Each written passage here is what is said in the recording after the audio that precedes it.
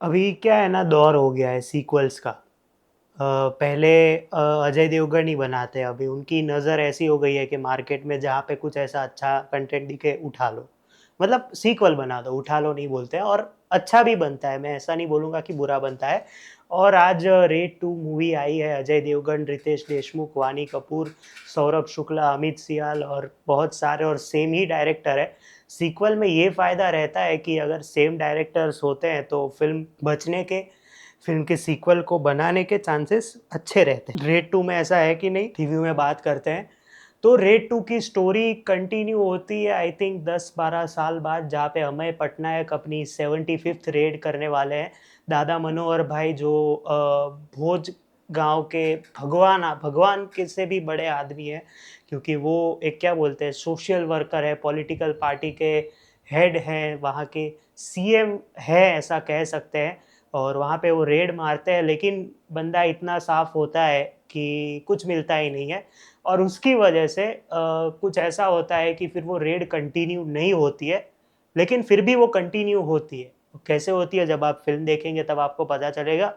तो रेड 2 की अगर हम बात करें ना, तो ये एक ऐसी रेड थी जहाँ पे कोई रेड ही नहीं थी। मतलब ये झोला छाप रेड थी, जहाँ पे आपको सब कुछ इतना प्लास्टिक प्लास्टिक वाइज़ लगता है कि आप देखें ना, ही सब कुछ इतना ईज़िली फ्लो होता है ना, कि ऐसा लगता है कि अजय देवगन को गलती से शैतान 2 की स्क्रिप्ट पकड़ा दी है, लेकिन ऐसा नहीं है। रेड 2 में वो जो कॉन्सिक्वेंसेस बनने चाहिए, जो मुश्किलें होनी चाहिए, जो हमने पहले रेड में देखी थी, जहाँ पे आप देखें पूरी फ़िल्म में आपको एक घर में ही कहानी चलती रहती है, जहाँ पे अजय देवगन और इलियाना सिर्फ़ कॉल पे ही बात करते हैं। इसमें तो क्या, घर पे भी आते हैं, वापस उधर जाते हैं, फिर वापस घर पे आते हैं, फिर वापस उधर जाते हैं। तो उसकी वजह से, और सबसे बड़ा नेगेटिव पॉइंट इस फ़िल्म का क्या है कि इसमें सॉन्ग्स बीच-बीच में बहुत आ जाते हैं। जहाँ पे आप फर्स्ट मूवी को याद कीजिए, सॉन्ग्स भी इतनी बढ़िया थे, लेकिन जहाँ ज़रूरत थी वहाँ पे वो आते थे। इधर तो क्या है कि खुद ही कन्फ्यूज़ हो गए हैं कि अभी कुछ सिचुएशन बन नहीं रही है तो सॉन्ग्स डाल दो। और उसकी वजह से इस फ़िल्म में आपको सब कुछ इतना डल लगता है कि आप सोच ही नहीं पाते हो कि इस सीक्वल की ज़रूरत क्या थी। जहाँ पे हम परफ़ॉर्मेंसेस वाइज़ बात करें तो अजय देवगन को अभी स्लीप वॉकिंग मोड से बाहर आना चाहिए। मैदान के बाद, अगर शैतान के बाद, इवन शैतान के बाद अगर उन्होंने कोई एक्सप्रेशंस दिए हो अपनी फ़िल्म में अच्छे से, तो मेरे को याद नहीं है। सिंघम में थोड़ा-सा था, वो तो अभी बॉस है रोहित शेट्टी के, तो निकल जाता है। उसके अलावा अभी तो आँखों से भी एक्टिंग नहीं हो रही है, ऐसा लग रहा है। वानी कपूर क्यों है फ़िल्म में आज तक पता नहीं चला, मतलब आज ही रिलीज़ हुई है तो आज ही नहीं पता चला।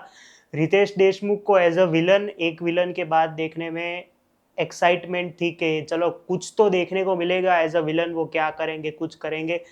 लेकिन कहीं न कहीं वो वीक रह जाते हैं, मतलब आपको लगता नहीं है, एक तो इतना दाढ़ी वाला लुक, बड़े बाल, तो आपको लगता है कि सामने कुछ होगा, कुछ करेंगे, लेकिन नहीं हो पाता। जहाँ पे आप सौरभ शुक्ला की बात करें पहली फ़िल्म में, उनकी भी मैं बात करूँगा।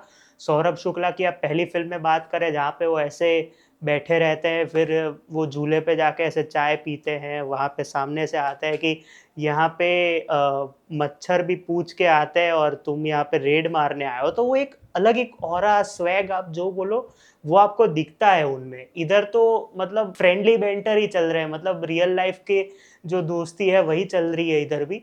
तो वो पता नहीं चलता आपको कि क्यों ऐसा लग रहा है इस फ़िल्म में। जहाँ पे सौरभ शुक्ला की इसमें बात करें तो उनको मैं सही में बोलूँ तो उनको रेड 3 बनाने के लिए इधर लाया गया है। जहाँ पे आप सोचे कि रेड 2 में उनकी क्या ज़रूरत थी? कि उनकी स्टोरी भी अभी बाकी है। उनके घर में जो विभीषण थे, उनको उधर भी अभी भी उनको ढूँढना है कि उनको किसने धोखा दिया। जहाँ पे अभी उनको जॉइन करेंगे रितेश देशमुख रेड 3 के लिए। तो इस फ़िल्म में ओवरऑल जो एक चीज़ मुझे अच्छी लगी, एक तो अमित सियाल टोटल सरप्राइज़ पैकेज है इस फ़िल्म में, जहाँ पे आपको कहीं पे भी ऐसा नहीं लगता कि वो बंदा जो पहले पार्ट में जितना उनको अंडर यूटिलाइज़ किया था, उधर इधर ही, जहाँ पे उनका एक फ़ेवरेट डायलॉग मेरा जो इसमें, हम वो सब्ज़ी है जो सुबह सस्ते में, फिर वो ऐसे-ऐसे करके जो करते हैं, वो बहुत बढ़िया लगता है और उनको कॉमेडी एलिमेंट के लिए रखा है। जहाँ पे रेड इस फ़िल्म में ऐसी है कि शुरू होते ही ख़त्म हो जाती है। सेकंड हाफ़ में रेड है लेकिन किसी और के थ्रू करवाई गई है, जहाँ पे सब कुछ ऐसा प्री प्लान्ड और इतना जल्दी-जल्दी चलता है कि आपको पता ही नहीं चलता कि ये सब ईज़िली फ्लो होते जा रहा है या फिर हम ही पागल हैं कि हमें पता ही नहीं चल रहा कि हमें ग्रिपिंग स्टोरी क्या है।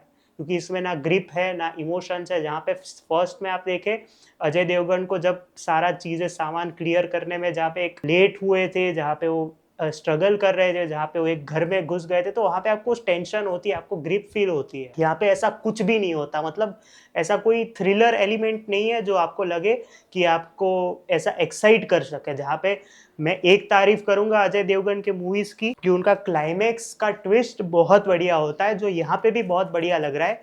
लेकिन सब कुछ इतना सारा डल हो जाता है, फिर आप ऐसा क्लाइमैक्स लाते हो तो आपको लगता है कि अभी कुछ हो ही नहीं सकता क्योंकि अब कुछ पॉसिबल ही नहीं है इसके आगे। तो ओवरऑल रेड 2 इस फ़िल्म को ज़बरदस्ती की सीक्वल हम कह सकते हैं, जहाँ पे मैंने पहले बोला कि इसमें ओरिजिनल डायरेक्टर है, ओरिजिनल सब कास्ट एंड क्रू मैक्सिमम है, फिर भी कुछ नहीं है। जहाँ पे ये लोग कॉमन मैन की जो बॉलीवुड वाली हरकत होती है कि बैक स्टोरी, इसकी बैक स्टोरी, इसको फिर वैसे ऊपर लाए और इन्होंने रितेश देशमुख का जो वो मेन फ्लैशबैक है, वही नहीं दिखाया। तो आप उससे भी कनेक्ट नहीं हो पाते हो एज़ अ विलन और अजय देवगन से एज़ अ हीरो भी कनेक्ट नहीं हो पाते हो।